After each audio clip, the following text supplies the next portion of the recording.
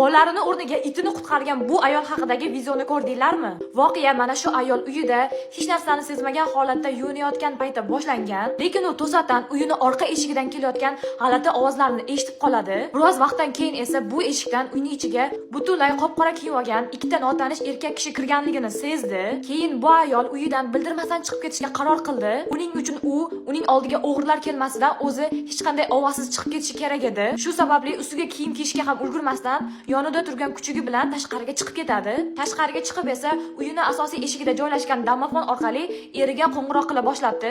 Chunki uydagi domofon erining telefoniga ulangan ekan va qo'ng'iroq erining telefoniga birinchi bo'lib kelar ekan. Endi esa bu ayol eriga qanchalik yolvorib tezroq politsiyani uyga chaqirishlarini so'rashini ko'rishimiz mumkin. Bu video ijtimoiy tarmoqqa joylangandan keyin juda ham ko'pchilik odamlar uni bolasini emas itini qutqargani uchun yomon ko'rib nafratli so'zlar yoza boshlashdi.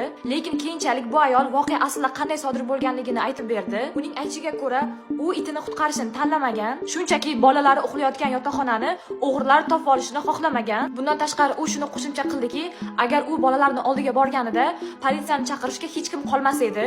Shu sababli u mana shu umidsiz yo'lni tanlashga majbur bo'ldi. Lekin siz nima deb o'ylaysiz? Bu ayol to'g'ri yo'l tanlaganmi? O'zingizni fikr va mulohazalaringizni kommentariyada yozib qoldiring va keyingi videolarda ko'rishguncha.